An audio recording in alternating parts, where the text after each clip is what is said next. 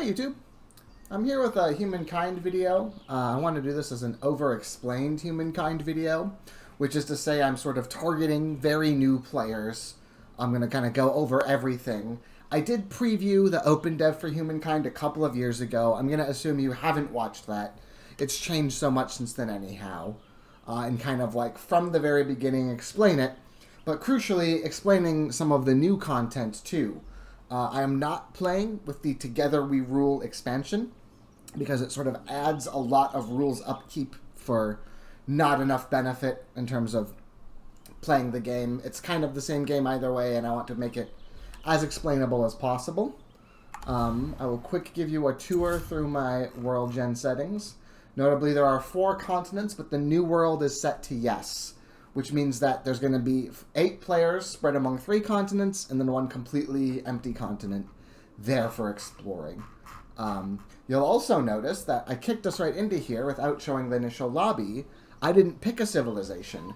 If you're not aware, that's one of the really cool things about Humankind, is that you pick your culture every era. You don't pick the single civilization you're playing the whole game. But right now, we are just a nomadic tribe in the Neolithic era. So we have to get an era star to choose a culture, which is either the growth star for having 5 population, the knowledge star for accruing 10 science, which also gives you a Neolithic legacy trait, or hunting 5 animals. So what I'll tell you is that this is very powerful if you can get it. It kind of gives you a permanent benefit for the rest of the game. The growth star, that's one of your main goals here, is to grow your tribe as much as possible to be ready for when you're an ancient civilization.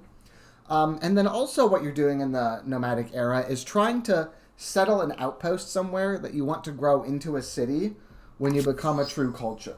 And that's one thing I really appreciate about Humankind, is that there isn't sort of the civilization dead rush to find a good enough territory as soon as possible.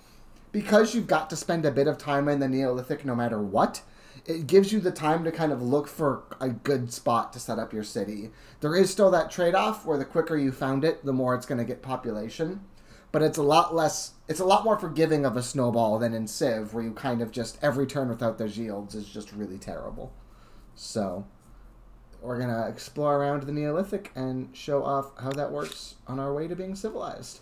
We have a single tribe. They are a nomad, which means that they will multiply as they find food through ransacking and exploring. So we're going to walk 1 tile at a time. All you have in the Neolithic is your 1 scout, so it's very important to kind of take it slow like that. There is height stuff in the game, so we're going to go up. One thing I'll note is I talked about making my first outpost. That's going to require 5 influence, which I have 0 and make 0 a turn. So until I find some influence, I don't even need to think about founding a territory. I just can't do it yet. So is this going to be hemmed off by the mountain, or is this going to be a path south, do we think? Let's risk it. Let's see what we got here. These are always scary, because if we hit a dead end, I'm going to end up wasting a lot of turns and needing to walk backwards. So we're going to follow the coastline here. Oh, never mind. There's a food curiosity. That's enough to make me not want to. Because if this is like a cliff here, it wastes an entire turn. It takes 2. You can see at the bottom left there, the base movement cost of 2. Forest takes more time to walk through, so yeah, we're not going to risk getting stuck there. Full bellies and healthy children. We've got 5 of our 20 food that we need. Going. We're going to cut diagonal down because it gives us more options. Ooh, a science curiosity. Then we've got to touch this forest again, which is annoying, but we do want the those science. who have disappeared may have Plus, done something science very clever. curiosities will give you influence a little bit too. This way. Ooh, so this starting territory suddenly goes up in value. There's no rivers, which is always a bummer, but we've got 4 horse accesses from this deposit and 3 copper from this deposit. So there's quite an incentive suddenly to found here. These are the 2 starting strategic resources. Each era kind of has its new resources you learn how to work. As an ancient era civ, it will be these 2. So we will be pretty happy. So 1 culture has already became the Nubians, which is spooky. That's a very fast upgrade. We are behind. Now, I will say there is kind of this nice balance where if you spend your time in the Neolithic sort of being fruitful and multiplying, then even if the other civilization beats you to getting an ancient culture, you can still benefit. That's a pretty common thing to have happen, although this was a pretty dramatic difference in time. Also worth noting, when I mentioned you pick a culture, I'm not going to go through this cultural screen yet. I'm going to go through it kind of when it's time and it will make more sense. But notice that the Nubians, one player can be the Nubian culture, and it's not us. We didn't get it. So if we wanted to be Nubians, that's too bad for us. So you get the benefit of getting your first choice by being the first to era up. What you pay the penalty for is you didn't spend as much time farming the Neolithic for population. So we see here, the stories in the stars in this event, I think that always comes up turn 5.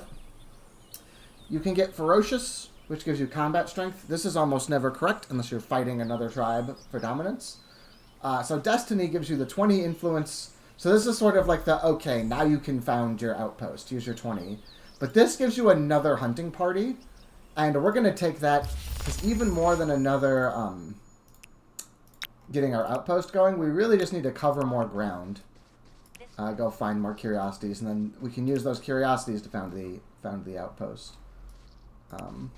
There is a bit of an argument for taking the influence, which is that we would kind of like this horse's copper spot, but as the more we walk backwards, we would then have to walk the other way. It's one of those moments that make you feel like a small thing. I was literally just about to say, but horse copper is good, it's not great, we might be able to find something better. And in fact, we have found Salto Angel, a waterfall that will give you faith on your main plaza and influence on commons quarters.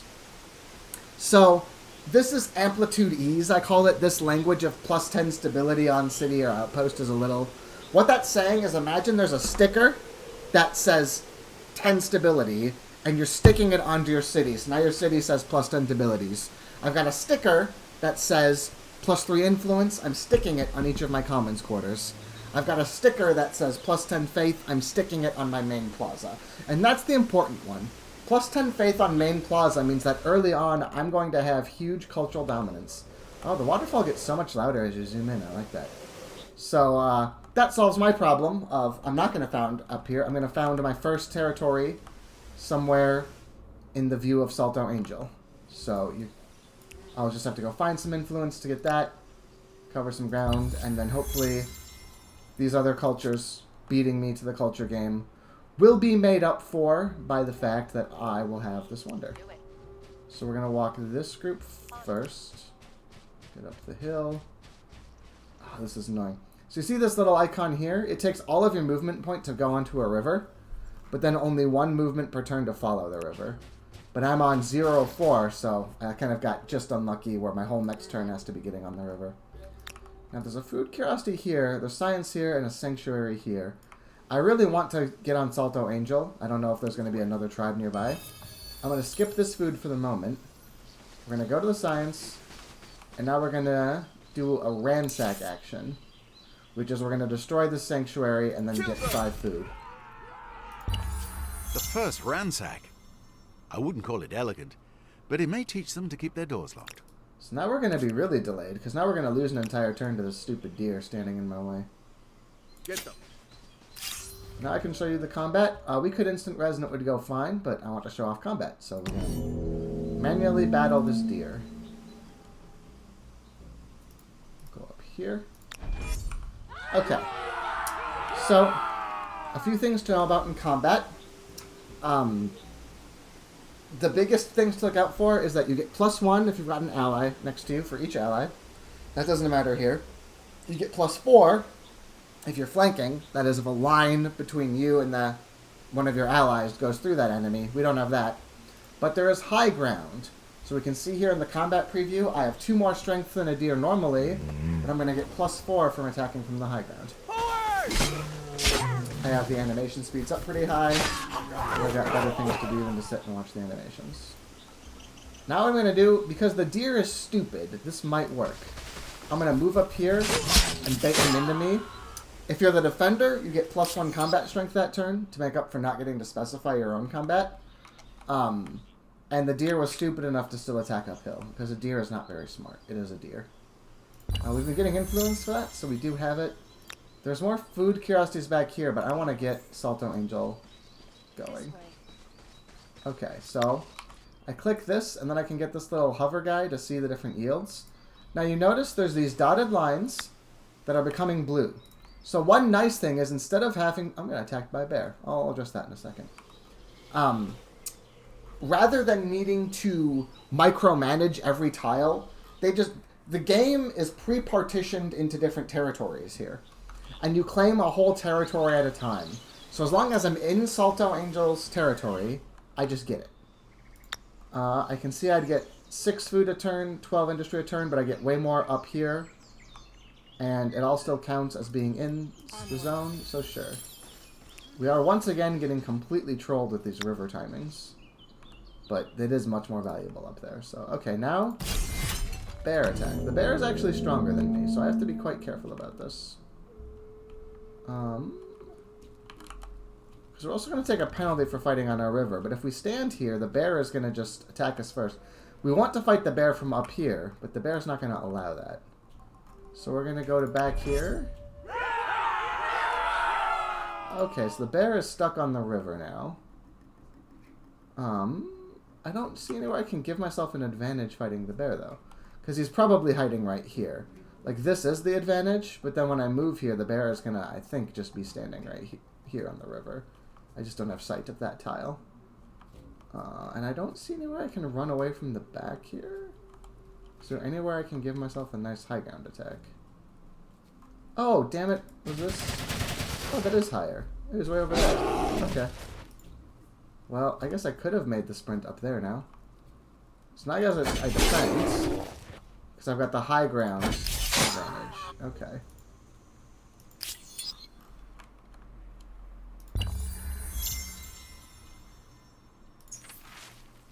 Of currents and crossings. I can make myself buoyant. Ooh. I think this means that we don't take a penalty for getting on the river. That, for how far behind I am in tempo, having this embark be free is like... Oh, that's not what buoyant means. God damn it. Only in other realms. Oh, because only this one is? Well, where's my buoyant? It's broken. I thought that I would be able to float. We move. We are outlaws. That's because we ransacked. So people are allowed to just hit us because they coded that and they didn't want to, I guess, bother coding an exception for Deer Society. So this is probably pretty good yields here too. Yeah, I would be founding this if I wasn't founding the... And I'll probably found this soon to attach it, but it's kind of one thing at a time here. Let's just go scout around. So we got... We're not going to have many choices. We are behind.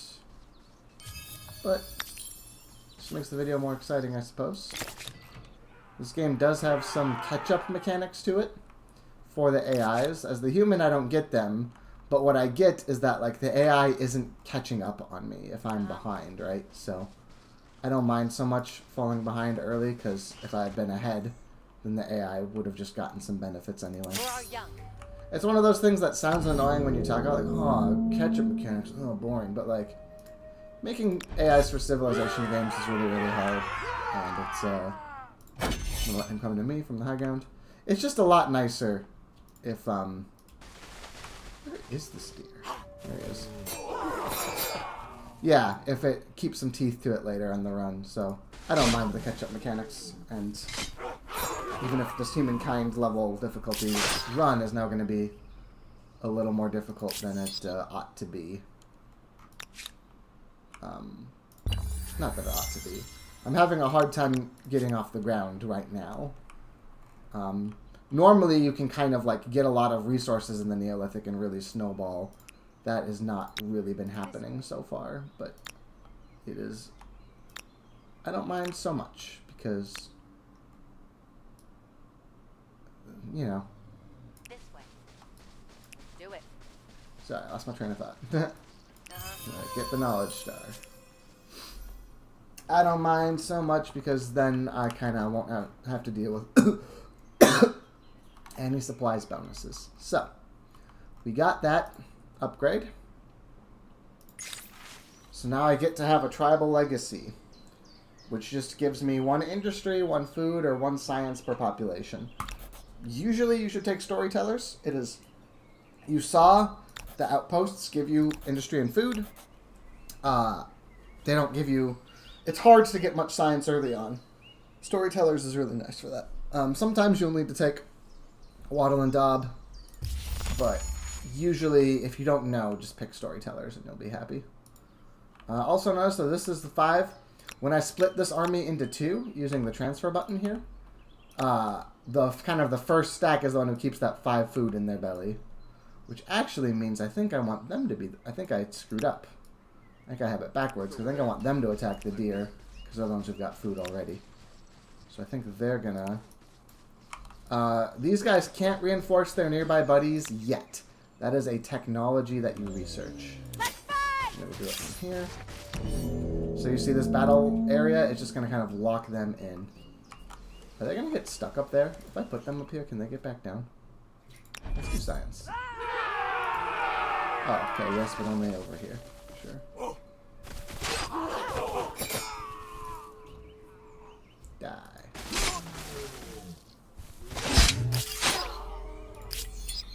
Also worth noting, if these guys get 10 food and these guys have the 10, then I can combine their armies together and it will produce another tribesman, which is really nice.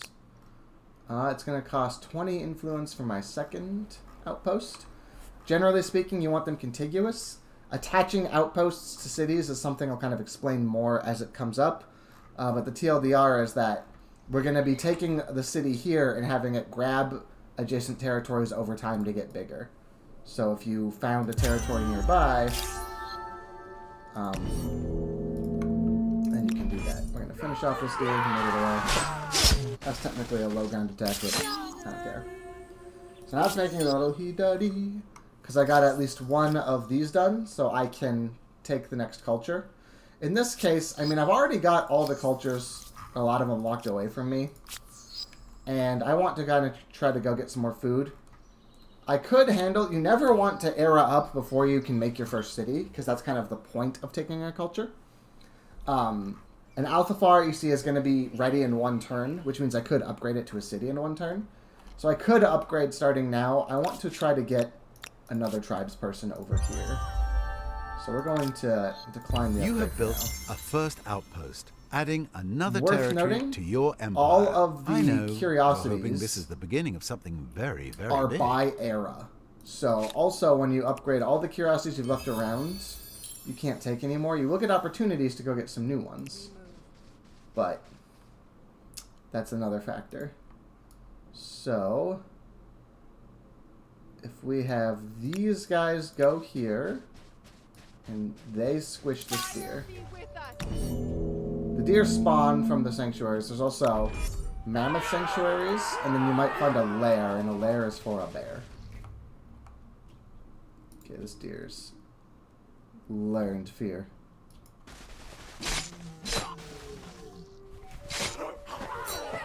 Wow, I'm like losing to this deer. That's embarrassing. Come fight me up high. Okay, I won't die at least. But he is still in the way, which is quite frustrating. My whole plan was to have these guys be able to reach the sanctuary this turn, because raiding the sanctuary gets you that 5 food too. I guess I should have kept them together as well. Because then that would have been enough to upgrade population next turn, whereas now these guys have 5, they have 10. If they combine, it's 15. I'm still 5 short of a free nomad. So the good news is, I've got this little thing. The shallow water, you need a technology to embark, and we don't have that yet. Oh, now I've got buoyant. Oh, is that... It was starting next turn, or... No, is that... And I don't have a... Okay, I don't know what the hell buoyant actually does. I admit it. Grab that food. Nice, that was a 15 level, so that became 2 people. So maybe next turn I can era up. These guys can go claim that. These guys can go ransack this. And next turn I will combine them and they will Make an army, and I've got to decide what do I want next. So this has that horse copper I wanted, but it is not touching. This resource, obsidian, gives me 2% industry in my cities, which is good late, but not good early, because percentage on a low number is a low number. You can see Altair makes 16 food a turn and 11 industry, so 2% is not 1 industry even. Gemstones are just 2 money per market quarters, which you don't often make in the early game, but it depends on the culture. Incense is just 5 money. That's good. A nice flat benefit is great for early game. And ebony is a flat amount of per administrative center. And administrative centers are sort of the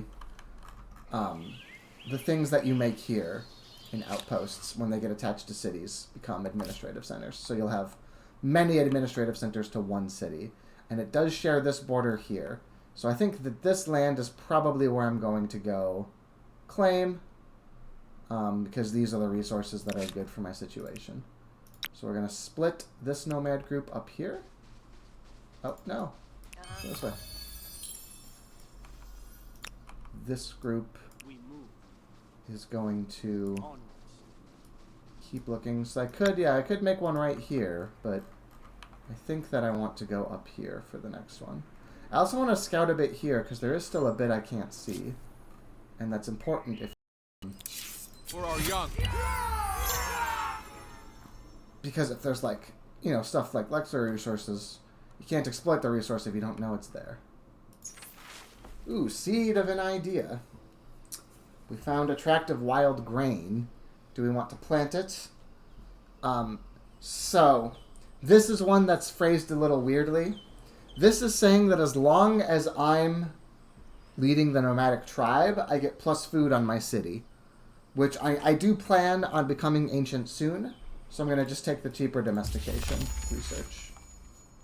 Can these guys actually pull off another size increase? They sure can. Alright, I'm going to put this off a bit. I don't see any other civs here, so I have some time. I'll just deal with the smaller pickings in exchange for benefits. So now these guys are going to go quick clump. And now I get the growth star too, which also gives me points. I haven't really been focusing on the fame aspect, because it's going to make so much more sense when we get to Ancient Era, how fame works. But you can see I am technically winning now. I've been talking like I'm behind, because kind of in any sort of civilization type game, it's about compounding your investments. And I just kind of took a while at small values of effectiveness. But also notice this is a very important thing. When I make this new army from getting all the food together, he has a full 4 movement. So I can sort of move faster than the guys who are constituting, and that gets them all the way to the river here.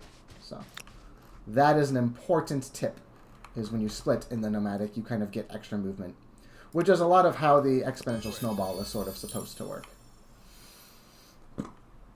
Okay. So we're going to wait at least one more turn for this guy to grab this. I've got another, and you can see, once again, they've got 3 of 4 movement, but this one who I split out for 1 movement still has 3 more movement left. Now, where... So, yeah, up here is the great spot to found. This is a little bit of a metagamey thing to know. The formula for making, like, how much influence it costs to make an outpost is going to be much different in the normal, as an ancient era civilization. It's going to be a cost that involves, distance to the other cities and stuff like that. It's specifically here in the ancient era, or Neolithic rather, sorry. The first one is 5 and the second is 20. So it's also quite good to place your second outpost before you grow up. And I'm going to do that over here. There's these nice yields at the river and stuff. Kind of looks like I got all this to myself, so I kind of want to expand upwards, take my free space, and then I'm kind of looking around on the southern border here until I find out how close I am to any other civilizations. I'm getting lots of free science, though, and that's cool. I also kind of want the food. I think I'll take this science, and I'm going to double back, because if this happens to be a 10 food, I get even 1 more tribesperson. Okay. So this guy, it was, yes, this one was the 816. Let's do it. Boom. So these guys have got 10 in their pocket.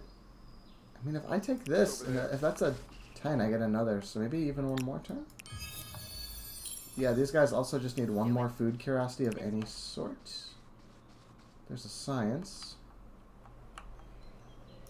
Yeah, let's spend one more turn even in the Neolithic, I suppose. I have now scouted out that dead spot. There's just this little hole. I guess I'll go scout out the little hole. Okay, nothing special. This is some interesting terrain. There's kind of like this safe spot where you have to come. There's some good choke points and stuff, which will be nice for military fighting. If I put you know, a garrison right here, for example, then to access it, you kind of have to come all the way around. This way. We move. Also worth noting that these science curiosities, like, I'm collecting them even though now it's no longer, like, I've got the knowledge star already. You see 27 of 10.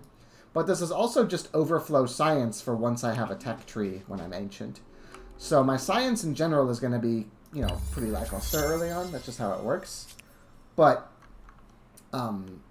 specifically me, my first technology, I'm going to get a huge bump of science towards.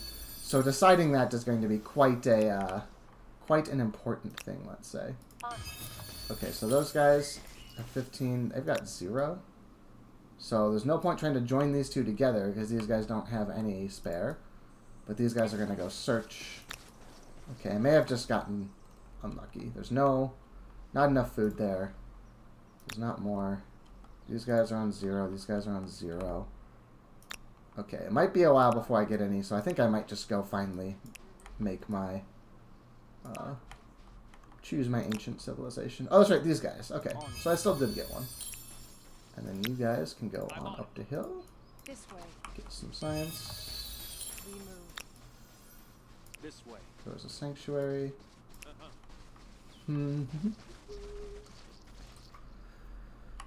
Okay, I'm going to delay even one more turn because I want to show you guys a fun trick. And then these guys can run through, and if they happen to hit a food curiosity on their way down, then these two could come together. So now either one of them could find a food and make another guy. But now at this point, even if they don't, I'm sort of resigned to that. I'm just thinking about, you know, we're going to start hitting ancient, and there's a couple of tricks. Yeah, this guy's going to stay here too. I can show you a couple of interactions early on. I am playing on the hardest difficulty. There's a chance that I will regret trying to go into sharing mode and not totally optimal mode. But, meow, as my cat would say. Yes.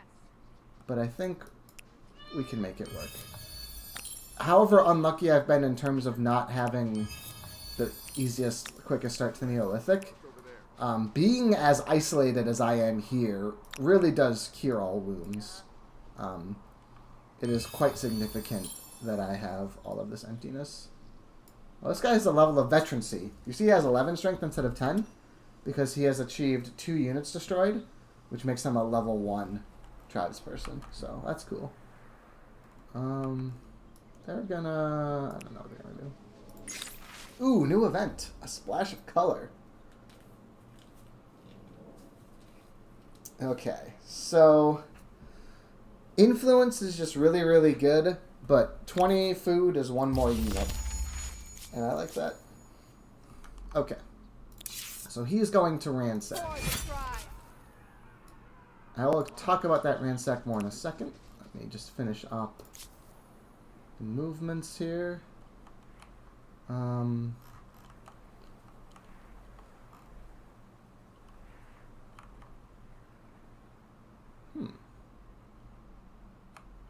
Where do these guys want to go? I think they want to stay as a duo and go south.